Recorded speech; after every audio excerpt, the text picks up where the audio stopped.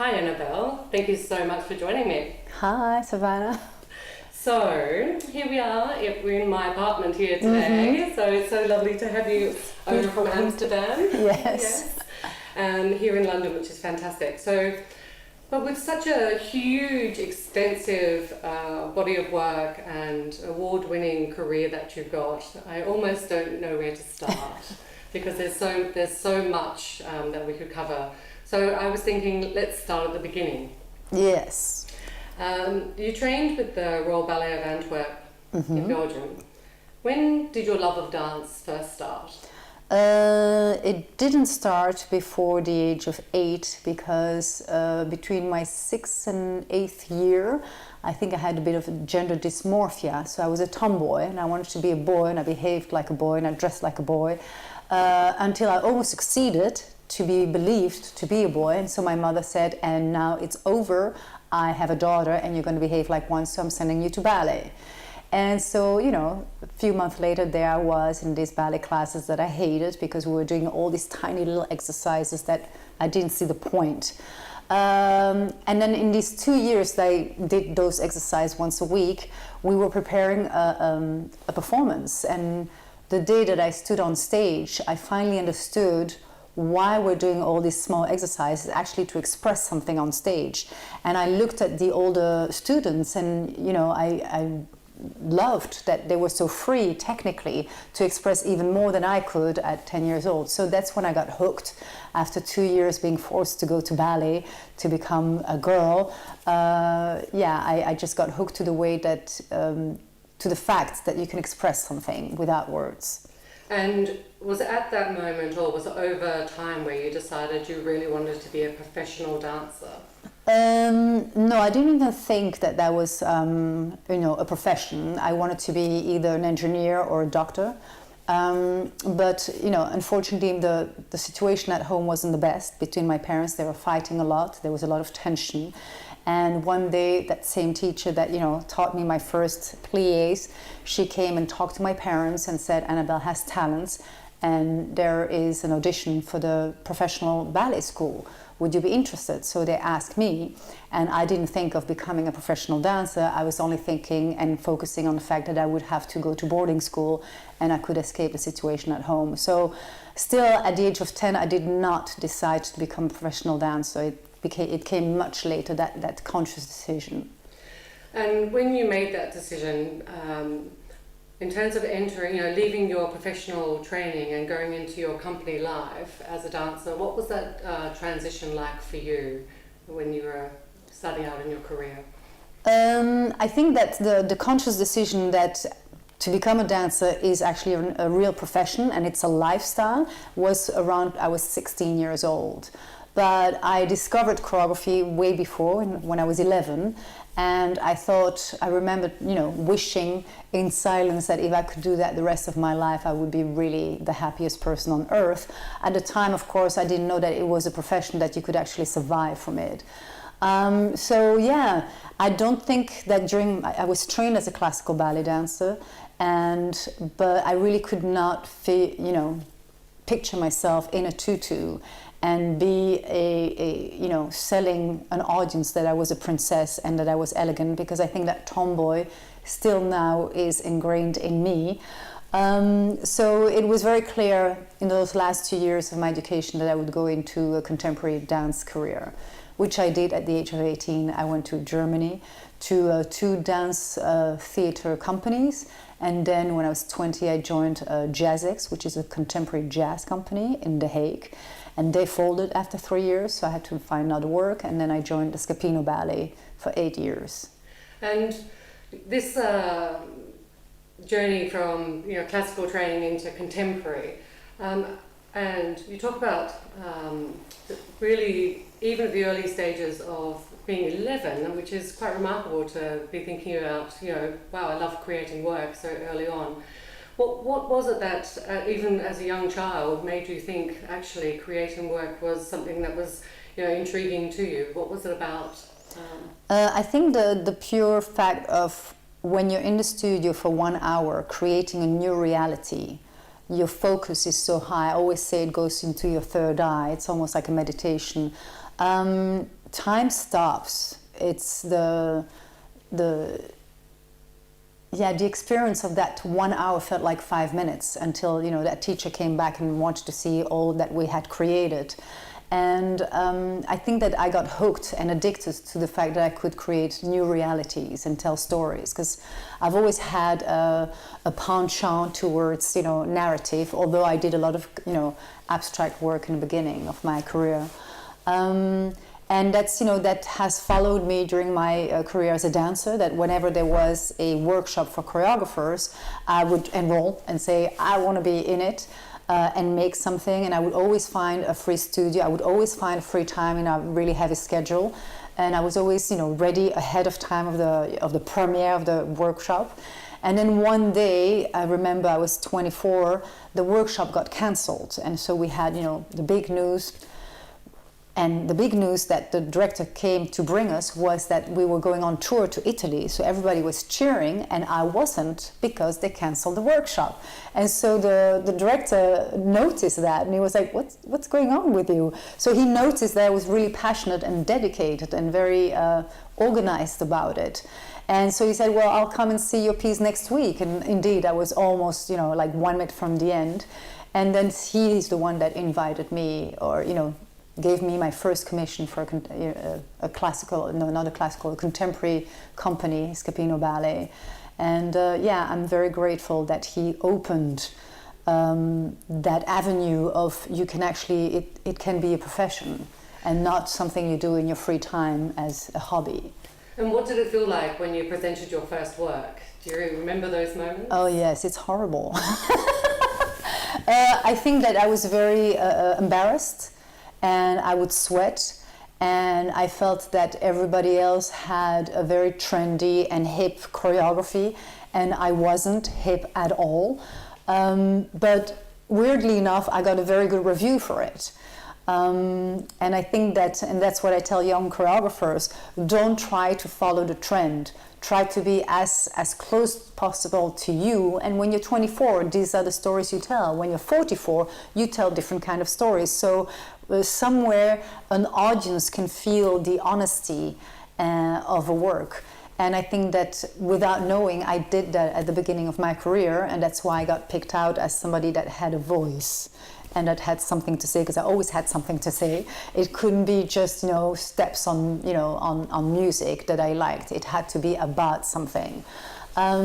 So yeah, it's still now, I mean, I'm a little bit less embarrassed when the curtain goes up and my work is being presented, but I always say that I experience a little death the moment the premiere happens, because for me, being a choreographer is being in the studio creating reality and putting all the elements of, you know, the dramaturgy, the lights, the costumes, the pace, and then once it's done, then my work is done. Then I'm not needed anymore, and yeah, it's empty, and yeah, it's always very sad for me. So I'm never really in a celebrating mood.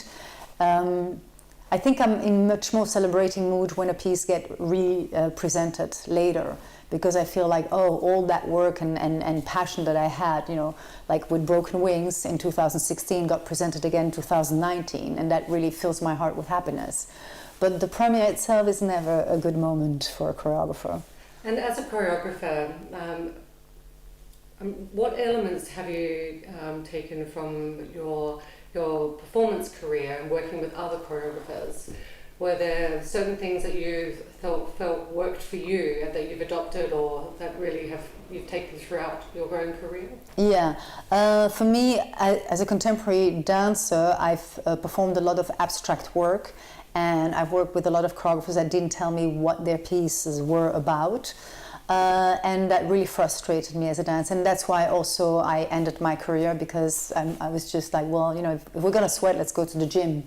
Why are we sweating on a stage? So I needed intentions, and I was very infamous to invent my own stories with, the abstract work. Like there was a reason why I came on stage, there was a reason why I ran off stage, or I walked off stage, or I looked back. I just always had these stories in me.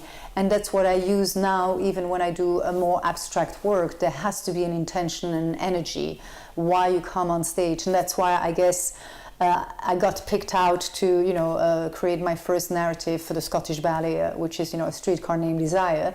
And I feel very comfortable doing a narrative because it suits me. It's the way I thought as a dancer.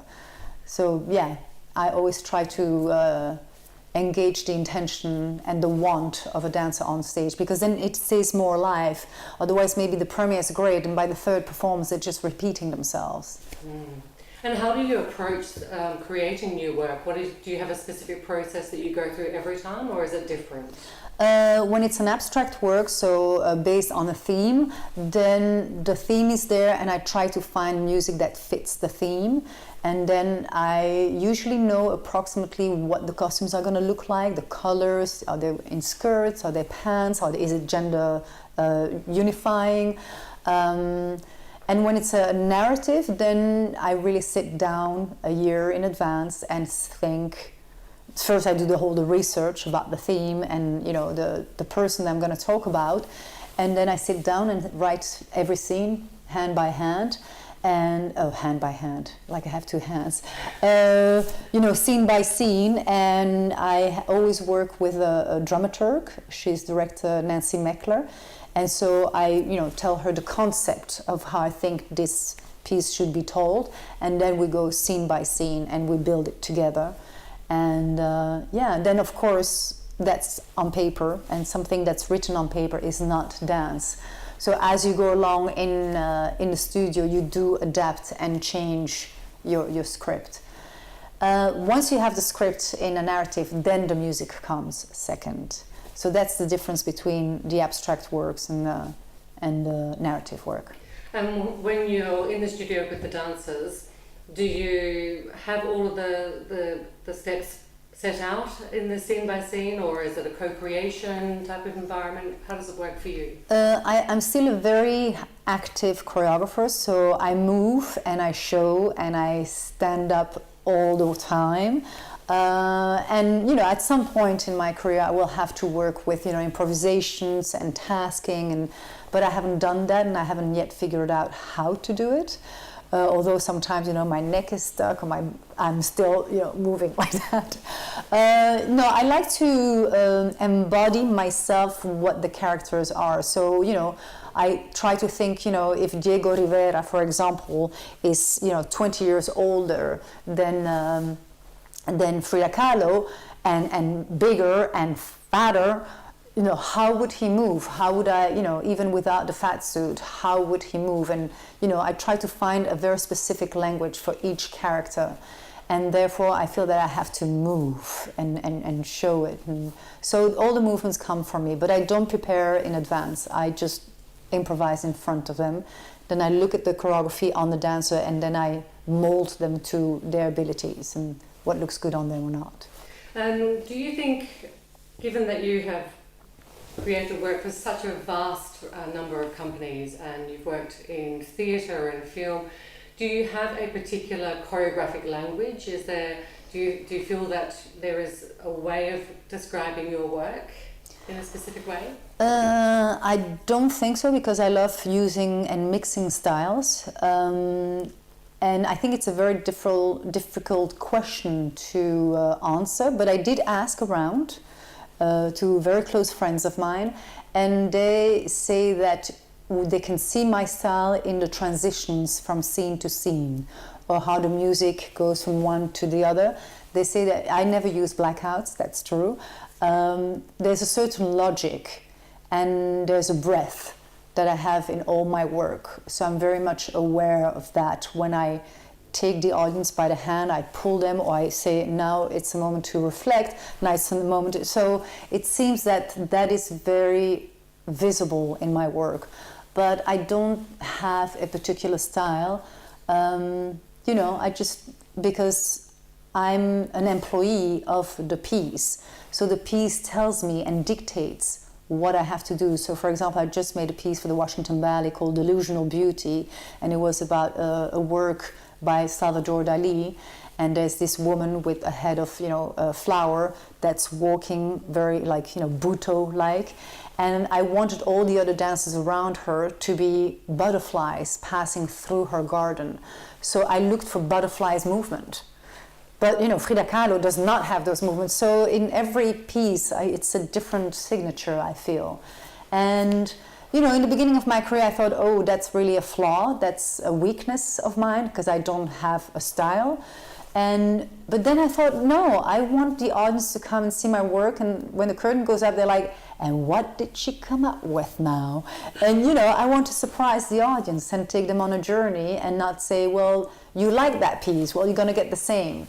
I just don't do that. And it's a risk that you take because, when you, directors, they commission you because they've seen a work and they're hoping that you do something like that work. So I've noticed that, and now, I asked them, what is your company about? Can I see videos? Which piece did you see of mine? Why is it that you're inviting me? And so I can kind of feel where they want me to go. And, it never feels like I'm, being put into a box because, if you want a tutu ballet, I've got 2 of them. I would love to do a 3rd one. There's always something to research. So, but, most of the time they say, no, you're free. Just look at my dance and make something on them, for them. And that's what I do. And where do you get your inspiration for all these diverse pieces, as you say, with such a wide repertoire and, always creating new work? Where do you get the inspiration? Well, the inspiration always comes from my experience towards something that happens in society, but it can be a human interaction, it can be paintings. I love paintings, and I didn't realize that I loved painting so much, but I was meditating about it. Why is it that I use so many painters in my work? And I think that when I grew up, we had a painting of Renoir, and it was the portrait of a young child looking out.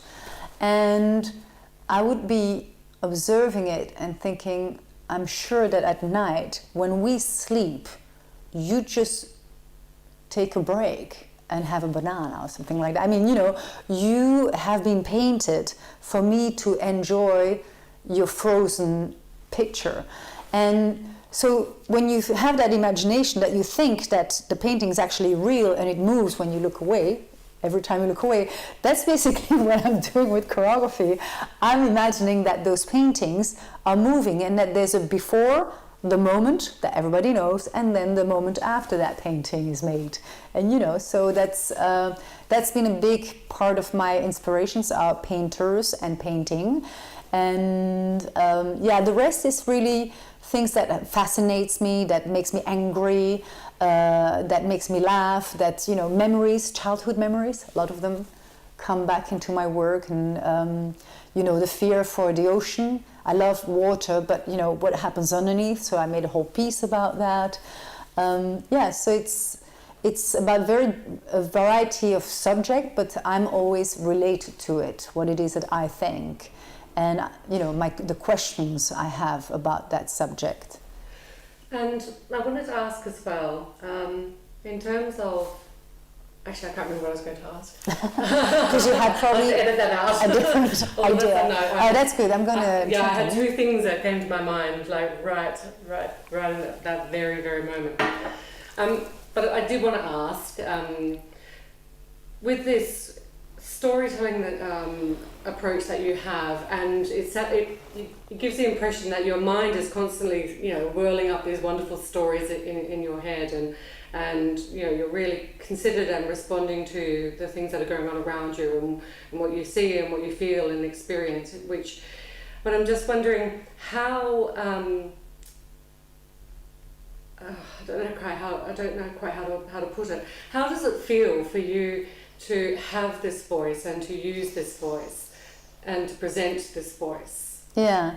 Well, I'm aware that I'm one of the very happy few female choreographers that is given quite many platforms, so smaller stage, bigger stage, and some big platforms where very talented choreographers would never get a chance at because of, I don't know, lots of different reasons.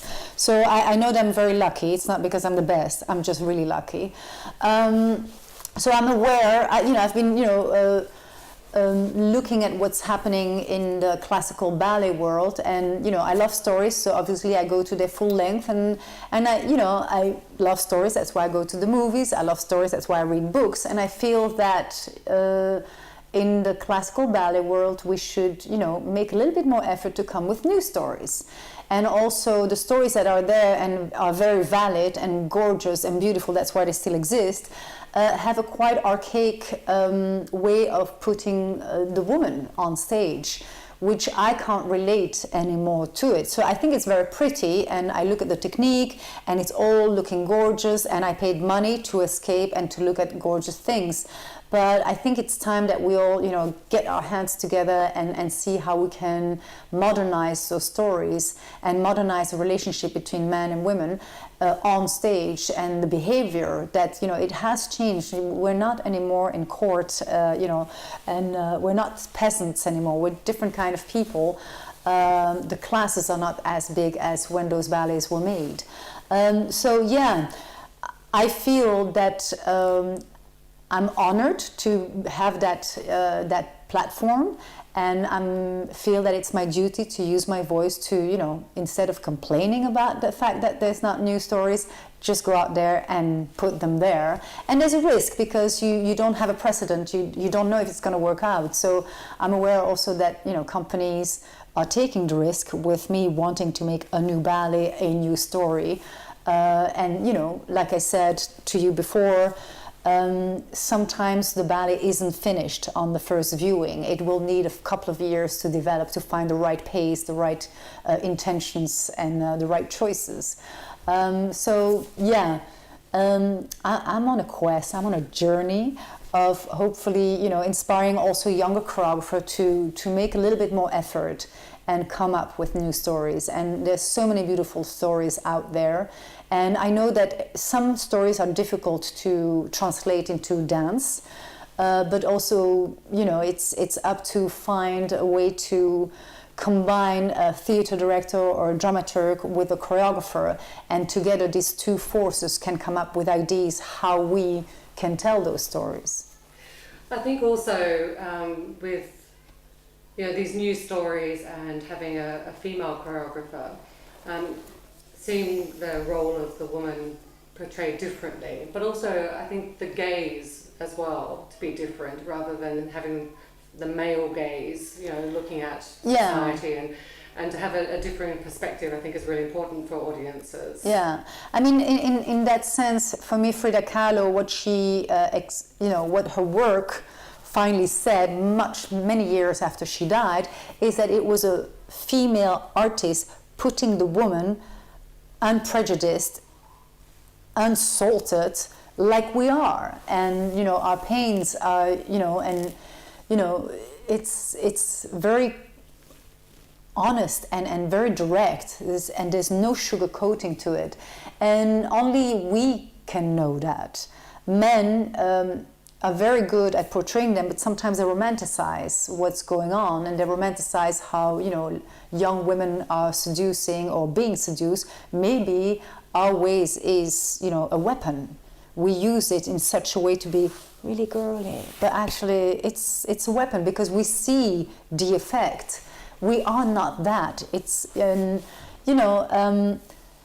I would love to set a different kind of woman on stage, and she might not be as elegant as the classical ballet world would want to. So it's finding that balance, because I love classical ballet, let's be clear about that.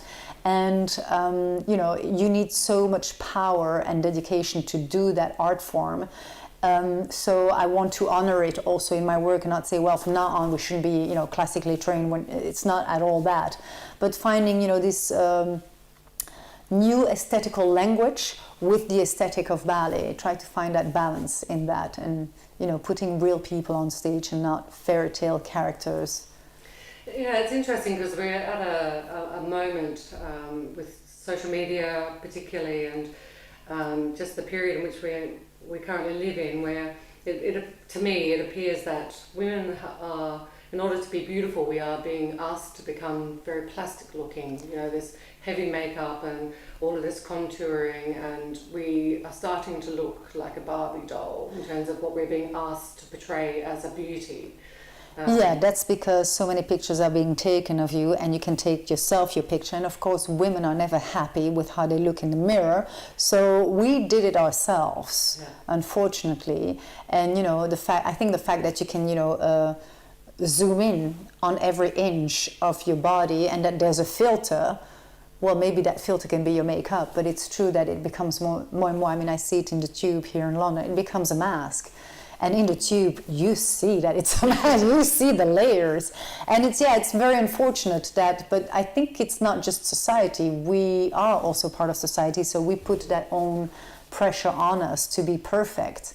And, at some time, because you see very young women doing that, and then when you get older, it's also, the whole question of ageism, that after a certain age, you're not expected to be that, relevant for society. You have to give your place to the young generation.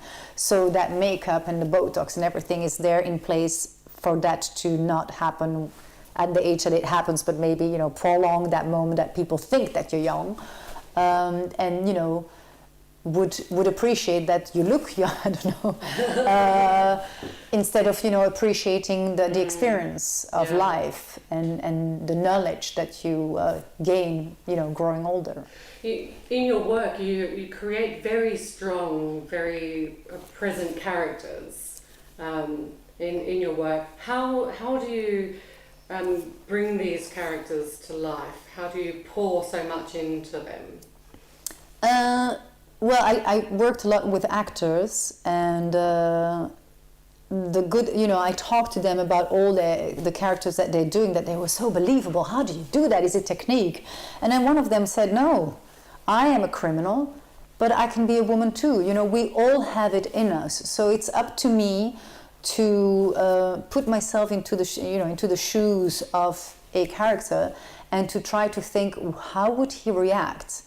And then share, my observations with the dancers, and make him understand that he should not copy me, but he should find a way of my thinking. So I'm now doing this movement, and that means that, I'm measuring something, because, I'm Diego Rivera. I mean, I'm sorry, I'm talking about Frida, because I'm working on it right now. But, he has this movement, and for me, it's he's measuring where the head will be or something like that. So if I say that out loud, he'll take that thought and not just copy the movement. So therefore they become more alive, and they remain alive on stage, as opposed to having an interesting choreography on music.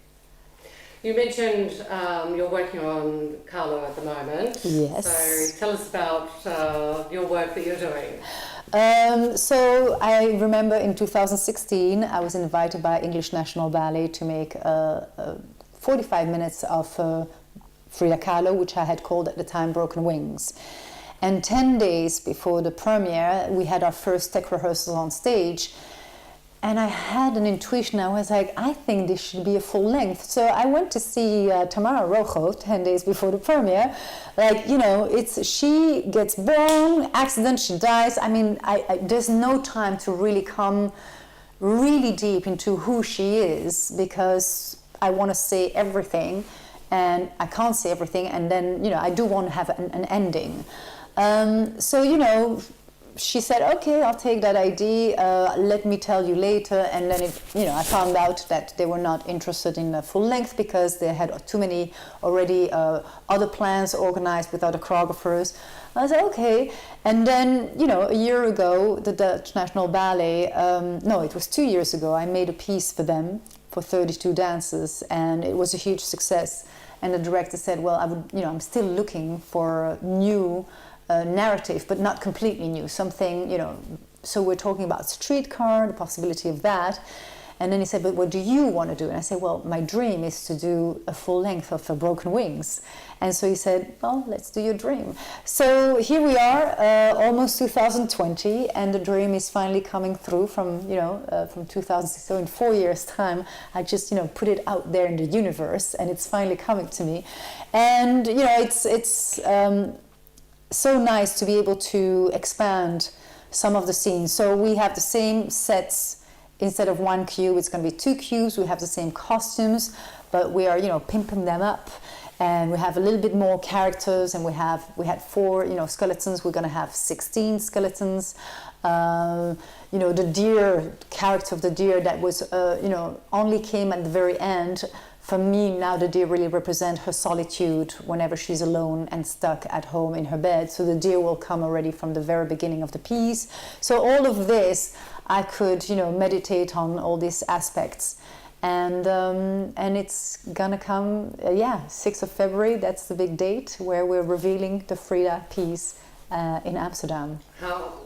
Honestly, the piece is so beautiful. I am just so excited to hear that it's going to be a full-length ballet. But it must be quite difficult actually taking a 45-minute piece and turning it into a full length.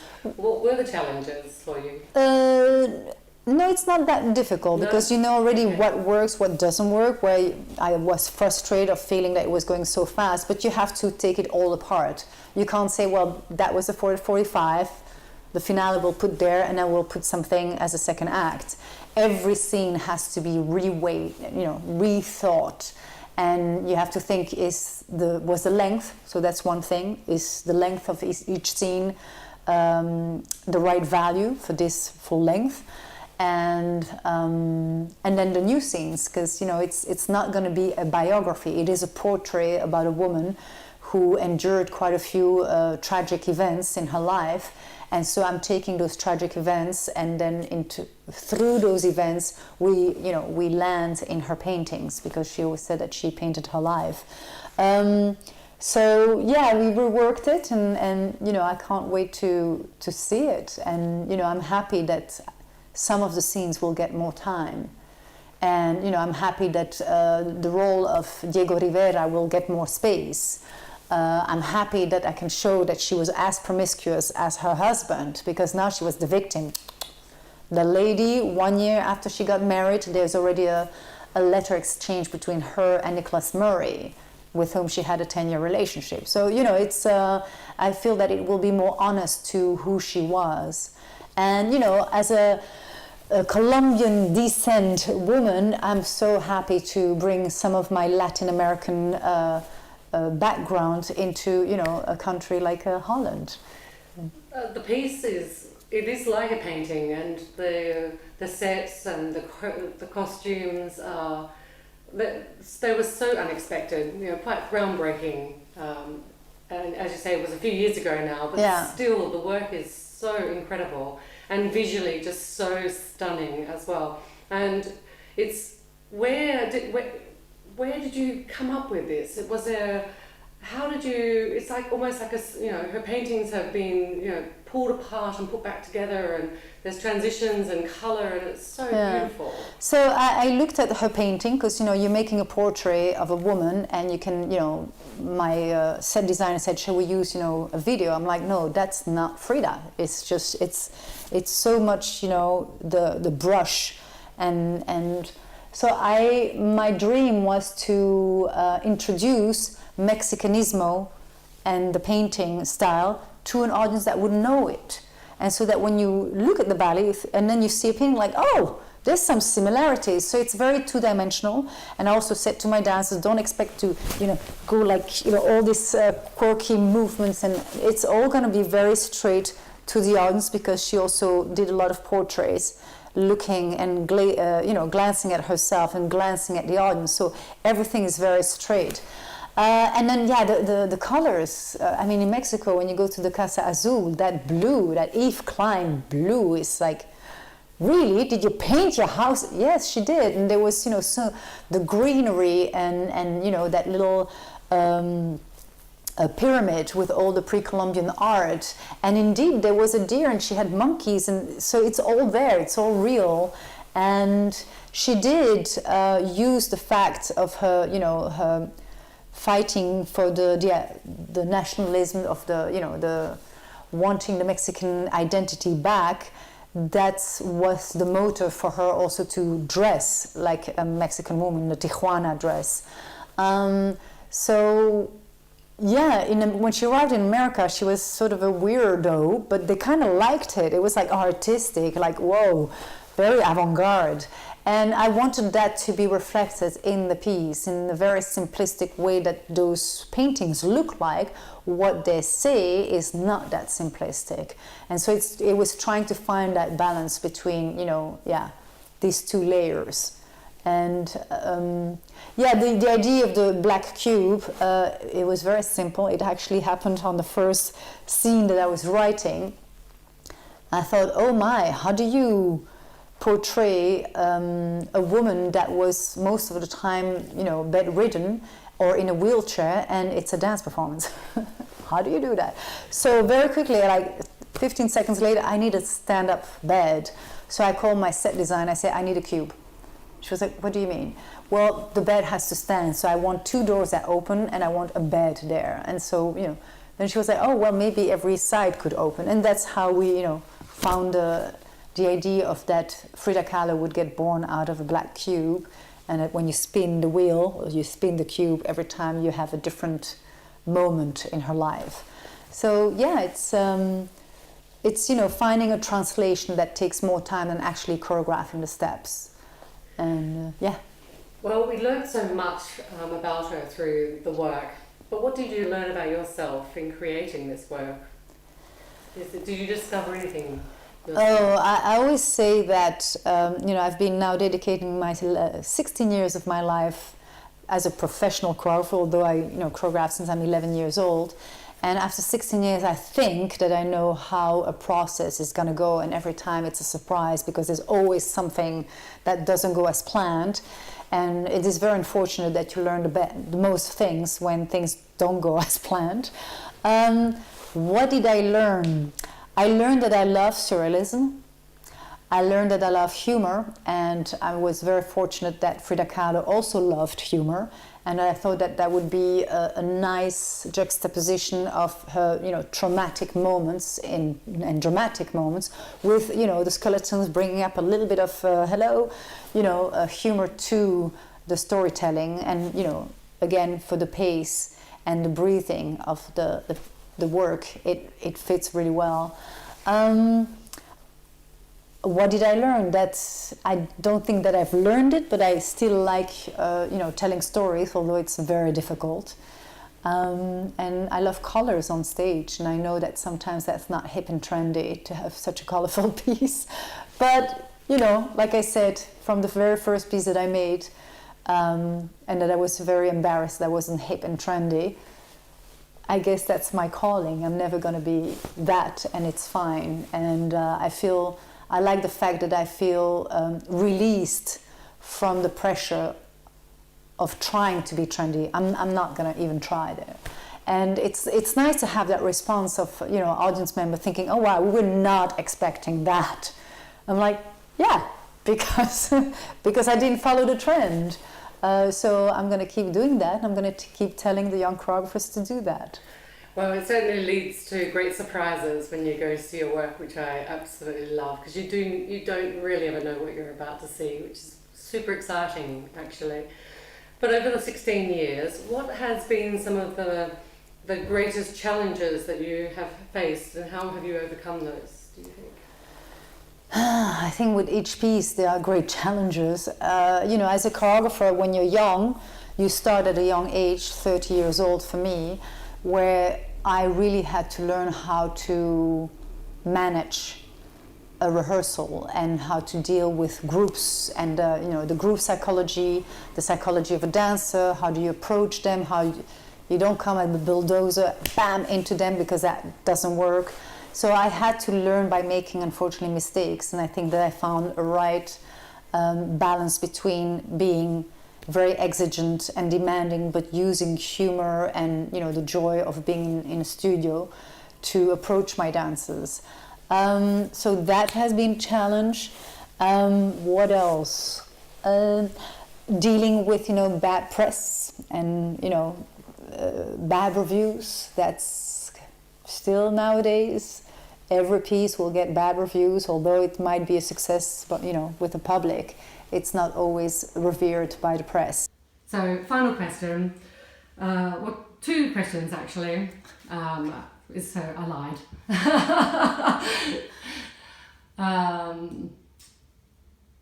So apart from, Frida Kahlo is obviously your next, next big piece that's coming out after Frida. What's after Frida? Is there a life behind after Frida? Well, I'm preparing to reset Vendetta on Tulsa Ballet. That is a narrative that I wrote myself based on The Godfather for Les Grands Ballets Canadiens a year and a half ago. And as I said, I want new roles for women. I want a new perspective on women. And so in my story, The Godfather has 4 children, 3 sons and a daughter, and it's the 50s and the daughter is getting married, all that. But then when he dies, he chooses his daughter to follow him as the next godfather. So, love the story. I want to share it with as many people as possible, and so it's going to be reprised by the Tulsa Ballet this season. So that's right after I finish premiere dresses out of Frida, and here I go by plane to Tulsa. Then I am preparing Evita for Ballet Hispanico, which is going to be next season. I am reworking my Dangerous Liaison for Royal New Zealand Ballet. That's for the summer. It's something that I made 3-4 years ago, and it was quite short and compact, and I want, next to the main story, I want also a bit like Downton Abbey, Dangerous Liaison for the servants. So I'm looking forward to do that, also to discover a new culture, and New Zealand is very far away. What else? Yeah, many other things. Also things I'm not allowed to talk about yet because contracts haven't really been signed. But yeah. You produce so much work.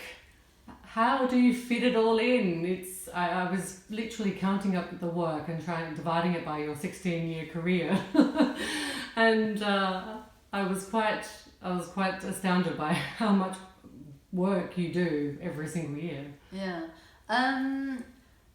Since I was a kid, I guess I inherited the engineer mind of my father to be very organized and to see schemes and be mathematical about some things in my life. So it starts by just answering emails, very simply. And being disciplined, because of course, sometimes I have a free week, but I'm not entirely free. I always have to research or find music. And then, once I'm in the studio, I try to be at one place and enjoy that moment with the dancers. And I'm, blessed with a very good health and a lot of energy. And I'm pretty much every day I'm good humored, so I'm always in the mood to have a good day, although not every day goes as well as I would want to. And I know that one day that energy will fade. That's, the nature, and that I will have to give my place, or, that I would love to, find platforms for younger choreographers.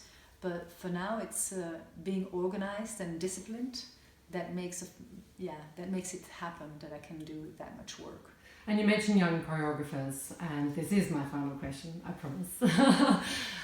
What advice would you give to young choreographers, particularly young female choreographers, who are looking at your career and thinking, I would love to follow in your footsteps? Never follow someone in their footsteps. I believe, and that's not just for female choreographers, that every choreographer, if it's really your passion, that you want to say something through the art form of dance, and sometimes you don't succeed, it's not because you're not good enough, maybe you're not prepared yet, it's to find your platform. And so it's the easiest is to start where you were a dancer, but sometimes that company is too big or too contemporary or too classical, and your style doesn't fit the vision of the director. So I would say don't despair, but go out in the world and find where they're going to appreciate your work. So that's one. The other one is that you have to save money. You have to budget your freedom.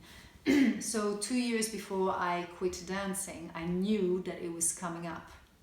I could feel that I was not going to be happy any longer in the frame of an institution, of a ballet company. And so I saved a lot of money, and I lived in a squad for 11 euros a month, and I saved a lot of money so that I could be free of being unsuccessful. Because it sounds weird, but nobody's waiting for you, and nobody's going to invite you. I mean, I stopped dancing and I had 2 invitations. One was the Scapino Ballet and Dutch National Ballet in one season. So that was a great season. And then the season after wasn't so great because nobody really knew me. And, I couldn't go back to Dutch National Ballet and Scapino Ballet. So I, wanted always to have money so that I could be without a job for 6 months. And then that became, money to be without a job for 1 year because, may God forbid, you get injured or, things get cancelled, which happened to me. I had once, in my 3rd year as a choreographer, 3 projects got either cancelled or postponed. And there I was, doing nothing and not earning any money. But, if you get a job on the side as a teacher, then you can't get out of it so easily and freely when that other job comes in. So, yeah, my next advice is save money, budget your freedom. And then, the third one is what I always say, don't try to be trendy. Try to be as honest as possible. And even though if you think, well, if I'm me, it's not interesting enough maybe for an audience, I think the more personal you become, the more universal the message gets across. And I think that as an audience, you can feel if someone was true to what they wanted to do, or someone was trying to be interesting. And you always will have people that don't like your work. That's fine. It's you can't please everyone, and you're definitely never pleasing yourself because you always want to do a better piece. I always say that I'm practicing for that one masterpiece that I'll do one day. So every piece is flawed, and it's sad, but at the same time, it gives me, energy and it gives me a reason to do another piece because I got to practice, because it's not good enough yet, and one day it will be. So the hope that one day I'll make that amazing piece makes me, stand up every day and practice and try over and over again and fail and try again. So yeah, don't despair. It's about, I think every career is about hard work, belief, and of course talent. And it's a craft, so you got to practice your craftsmanship. And some choreographers are lucky to be very good at the age of 25, others become very good at the age of 40, and it doesn't mean that you have less to say than the young talented choreographer. So that was not really aimed to women in general, but I don't feel like I'm a choreographer, that my gender is who I am as a choreographer. It doesn't define me. So it's for all the choreographers out there. Thank you so much, Annabelle. Thank you for having me. And for all of our wonderful listeners who are in Amsterdam or in the US, look out for the new work coming, the full-length ballet of the Frida Kahlo, and many other pieces of Annabelle's work, which you'll be able to see wherever you are, because we have an audience all around the world and her work is constantly everywhere. She's mentioned so many wonderful countries. So check out her website, stay up to date, and on Instagram. Yes, you can follow me. Thank you very much. Thank you.